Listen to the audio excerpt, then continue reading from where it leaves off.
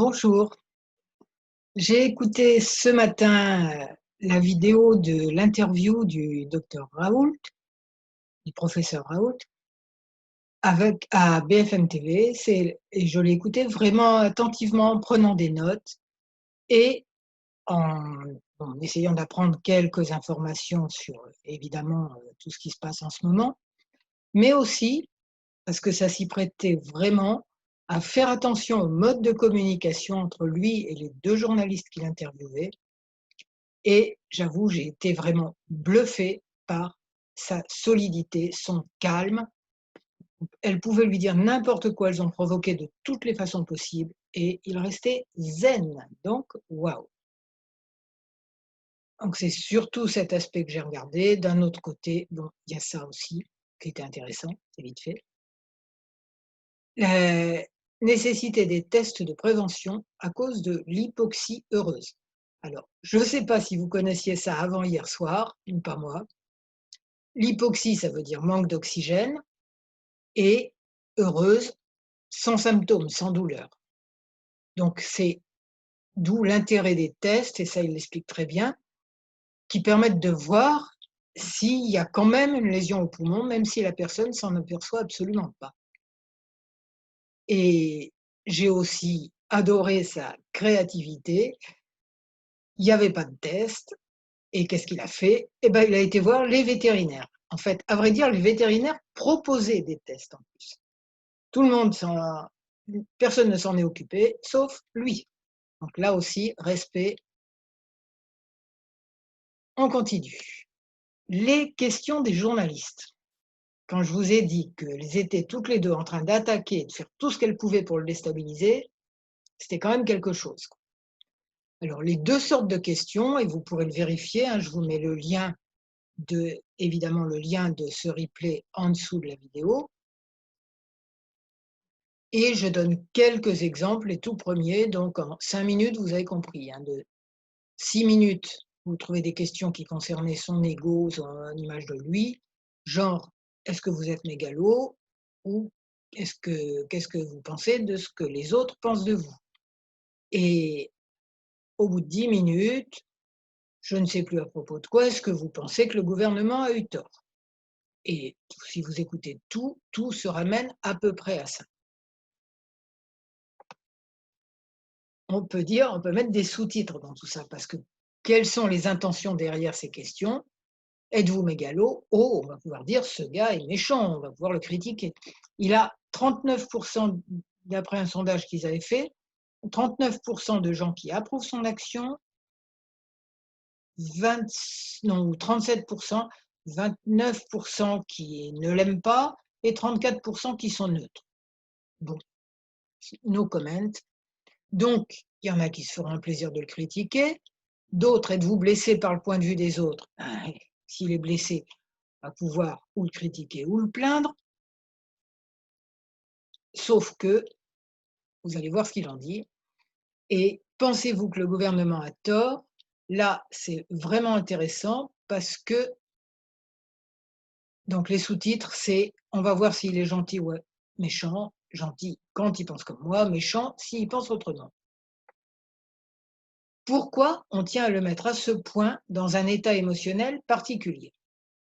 Bon, pas de suspense si vous avez écouté, vous savez ce qu'il pense de ces questions et surtout du point de vue qu'on a sur lui, c'est: voilà, je m'en fous, textuellement, il l'a dit plusieurs fois, d'autres fois dans un langage un peu plus politiquement correct, mais en gros, c'est ça. On revient là-dessus, je reprends toujours les 3 types de questions. Êtes-vous mégalo? Non.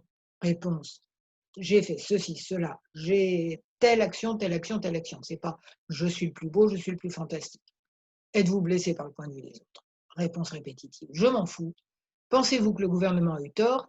Et là, sa façon de contourner le truc pour pas tomber dans le piège d'un débat pour contre qui est toujours très, très, très, très souvent malsain, c'est: nous sommes dans des écosystèmes différents. C'est-à-dire, les soignants voient tel type de problème. Les journalistes sont chargés de donner l'information au jour le jour. pas forcément d'analyser.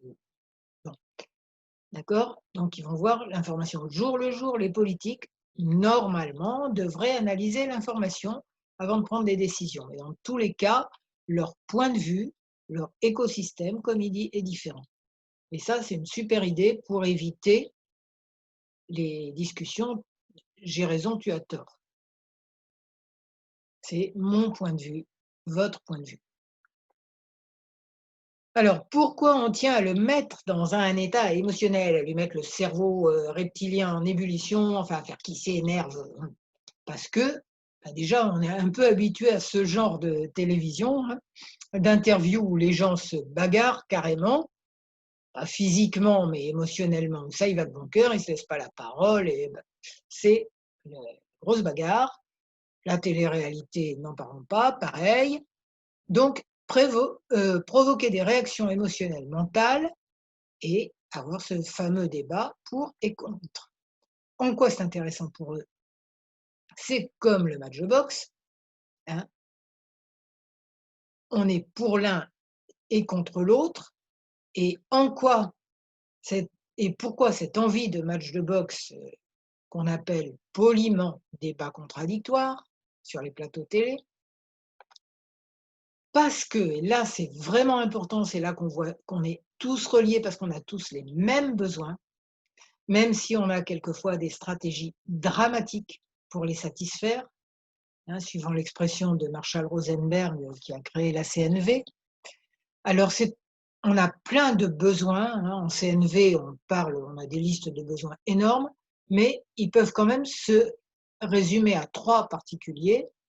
La sécurité, c'est: «J'ai raison, ouf, je fais le bon choix, je sais mieux que le professeur Raoult ce qu'il faut faire, dans la situation actuelle. Je suis pour parce que je connais tous ces travaux par cœur, ou je suis contre parce que je connais également tous ces travaux par cœur. Respect. En tout cas, ça a pour effet de rassurer la personne qui croit savoir. Lien avec les autres. On a vu le pourcentage de gens qui étaient pour, le pourcentage de gens qui étaient contre. Donc j'ai ma tribu. Il y a quand même quelques milliers de personnes qui sont de mon avis. Ouais, ça tient chaud. Je ne suis pas tout seul. Et expression, action, tout ça, on a besoin de faire des choses, hein, on est quand même incarné. Alors qu'est-ce qu'on va faire? On va en découdre avec les méchants. Et les méchants, ceux qui ne sont pas de mon avis, bien sûr. En découdre, bon, à l'apéro, on va dire, hein, ou pas, ou plus grave. Mais ces besoins sont vraiment importants. Et là, je pense à qu'est-ce que on peut faire quand nous, ça nous prend de faire ça, parce que je me suis sentie un petit peu envie de faire la même chose vis-à-vis des journalistes. J'ai raison, je suis bien meilleure qu'elle, hein, moi je suis objective et cetera, zen et tout. Bien avec les autres, bah, avec tous ceux qui font du développement personnel, hein, qui savent évidemment, qui savent tout aussi. Et nous allons en découdre, bon, peut-être quand même pas trop, mais dire au moins qu'ils sont bien moins bien que nous, c'est assez jouissif. Quand je me suis prise en flagrant délit de dire ça, de penser un petit peu ça, je dis: «Bon, quels sont les vrais moyens de satisfaire ces besoins?»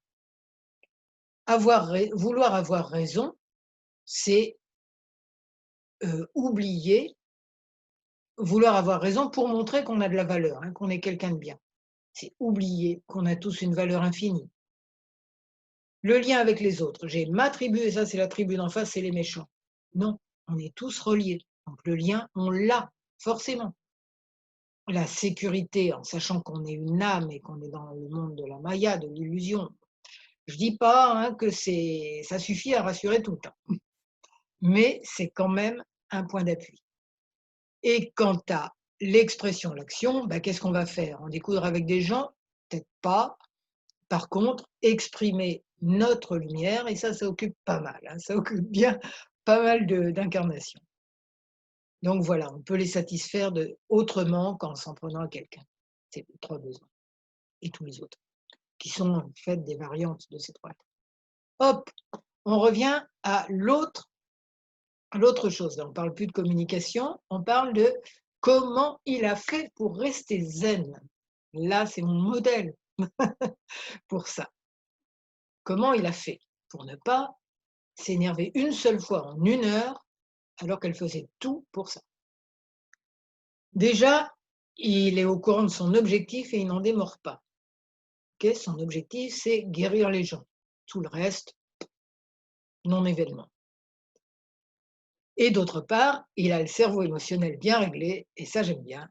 Donc tous les déclencheurs qui ont été utilisés, et Dieu sait qu'il y en a eu, ne l'atteignent pas. Vous êtes nul. Je vous jure qu'on lui a pratiquement dit ça. L'une des journalistes dit: vous auriez dû, textuellement, faire à la fois des soins et de la recherche. Réponse: non. Avec un bon argument en face.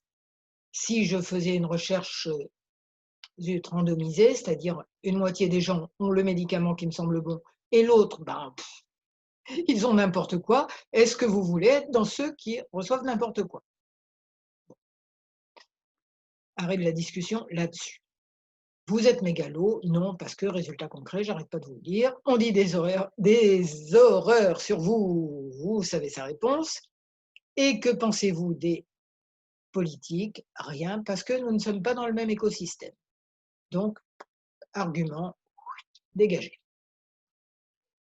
L'objectif, on en revient à il veut guérir des gens, ce qui est un objectif tout à fait louable. On est d'accord. Donc il y a 3 questions clés dont parle beaucoup Isabelle Padovani, puis que je reprends parce que je les trouve géniales. Juste normal en fait. Donc qu'est-ce que je veux? On va dire qu'est-ce qu'il veut? Il veut guérir des gens. Qu'est-ce qui est? On lui met des bâtons dans les roues un peu partout. Et puis il y a la grosse panique, la grosse ébullition de cerveau émotionnel. Bon, lui, il réussit à y échapper. Donc qu'est-ce qui est? Tout ça. Et donc, qu'est-ce qu'il fait? Eh bien, il fait et tout ce qu'il peut pour atteindre son objectif, guérir des gens, genre utiliser les tests des vétérinaires, comme je vous ai dit tout à l'heure. Cerveau émotionnel bien réglé. Alors évidemment, en tant que thérapeute, c'est sûr que c'est la question qui m'intéresse le plus et de voir quels sont ses points d'appui. Les points d'appui qui me semblent essentiels, auxquels je me ramène toujours, c'est ceux dont je vous ai parlé tout à l'heure, c'est la spiritualité, hein. On a une sagesse intérieure, c'est la clé, c'est l'axe et ça aide. Mais lui, il a en plus, enfin en plus ou à la place, peu importe, il dit textuellement: «Ça ne me gêne pas qu'on me tape dessus, ce qui compte pour moi, c'est mon estime de moi et celle de mes proches». Il dit en tout début de la vidéo. Donc estime de lui. Et là-dessus, il est pas mal. C'est pour ça, il est même plus que pas mal. Et c'est pour ça qu'il se fait traiter de mégalo, prétentieux, méchant, par les autres. Tout simplement parce que quelqu'un qui est vraiment centré, eh ben, il vous fait sentir à quel point vous, vous ne l'êtes pas. Enfin, pas vous, hein. Son interlocuteur, ceux qui disent qu'il est orgueilleux, mégalo, etc. Inconscient familial, il se réfère souvent à sa famille et il dit quelque chose du genre, je ne me rappelle plus les mots exacts, mais c'est quelque chose du genre: «Dans ma famille, nous sommes indestructibles». Waouh! Alors que l'inconscient familial, d'habitude, nous joue pas mal de tours, souvent, hein, tous les schémas familiaux qu'on traîne depuis le Moyen Âge et tout. Lui, s'ils sont indestructibles depuis des siècles, ça aide. Relationnel solide, il parle de sa famille, hein. Vous avez vu ici, c'est mon estime et celle de mes proches. Et aussi, il sait quelque chose qui m'a fait penser à la super phrase de Gandhi. Il a dit pratiquement la même chose dans d'autres mots. Dès que quelque chose nous change de nos habitudes, d'abord on hurle. Gandhi disait on se moque. Ensuite, on dit que c'est dangereux. Il dit ensuite, tout le monde se déchaîne contre la personne. Et ensuite, les gens ont l'impression que c'est eux qui ont trouvé ça tout seuls, quoi. C'est devenu normal. Voilà, donc ça, c'est vraiment. Il dit à la fin de la vidéo, il dit les gens ont besoin d'un quelqu'un qui les inspire. Et il dit que bon, bah, si les gens ont envie d'être inspirés par lui, pourquoi pas. Et il parle aussi des gens qui l'inspirent, lui, dont d'autres épidémiologistes, c'est pas un mot que j'emploie tous les jours, d'autres, dont il dit qu'ils sont nettement meilleurs, quoi. Donc la mégalo, on repassera. Voilà.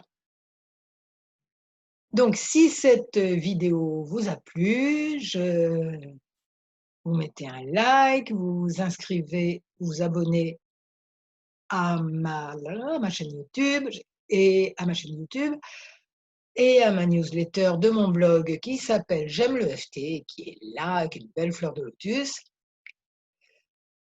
Et quoi encore? Vous transmettez aussi parce que je trouve que c'est tellement riche tout ce que j'ai appris simplement en regardant cette vidéo.